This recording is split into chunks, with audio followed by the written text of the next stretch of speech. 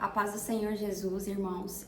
Há muito tempo que eu tenho o desejo no coração de voltar aqui para o YouTube, mas eu tenho uma bebê de 2 anos e não é fácil conciliar tudo. Mas esse desejo arde no meu coração e muitas vezes a gente fica adiando, principalmente porque a gente pensa, eu preciso ter um cenário perfeito, eu preciso ter uma boa iluminação, eu preciso me arrumar para aparecer no vídeo, e aquilo que é essencial vai ficando de lado, o tempo vai passando e a gente muitas vezes não faz aquilo que Deus coloca no nosso coração para fazer. Então, mesmo não sendo o cenário ideal, eu quero simplesmente fazer aquilo que é importante, que é estar falando da palavra de Deus, sem ficar colocando obstáculos. E eu quero aqui testemunhar para os irmãos como Deus usou a minha filha de 2 anos para falar comigo, me exortar em algo que eu estava errando.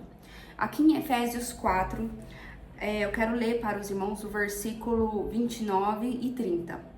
Não saia da vossa boca nenhuma palavra torpe, mas só a que for boa, para promover a edificação, para que dê graça aos que a ouvem, e não entristeçais o Espírito Santo.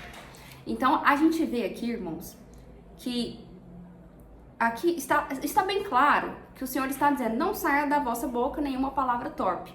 Mas o que eu percebo é que muitas vezes nós lemos isso e a gente não entende o que, de fato, na prática, qual é a implicação disso e como isso é, às vezes, mais difícil do que a gente pensa.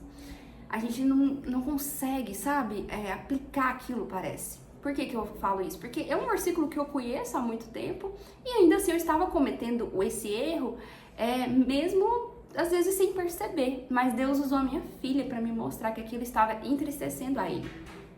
Um dia, minha filha, de 2 anos, começou a falar aqui, em momentos que ela ficava nervosa, ela começava a dizer, que saco, que saco, que saco.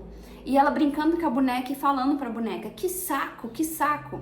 Aí eu fiquei assim, nossa, que coisa horrível, aquilo me doeu. Porque, assim, doeu nos meus ouvidos, sabe? Que palavra feia, que saco. Mas com quem que ela aprendeu isso? Comigo. Por quê? Porque nos momentos que eu ficava aqui, nervosa, cansada, estressada, com a bagunça, com o cansaço da maternidade, muitas vezes eu falava o quê? Que saco! E ela aprendeu comigo a falar isso. Só que quando eu falava isso, não doía em mim. Quando eu estava falando, não doía nada, pra mim era algo normal. Estou cansada e tudo a gente tenta justificar, né? Não, eu estou cansada e aí eu exponho dessa maneira. E quando eu só fui perceber que isso era uma palavra feia, quando eu escutei a minha filha falando. Quando ela falou, eu falei, eu não quero que ela fale isso. Eu fiquei indignada, sabe? E aí eu comecei a refletir, se eu fiquei assim, eu que não sou santa como o Senhor é santo, que sou pecadora, então imagina o Senhor, que é puro, santo, perfeito. Imagina o Senhor, como ele deve ter se sentido, como o Senhor se sente quando eu falo essa palavra na minha casa.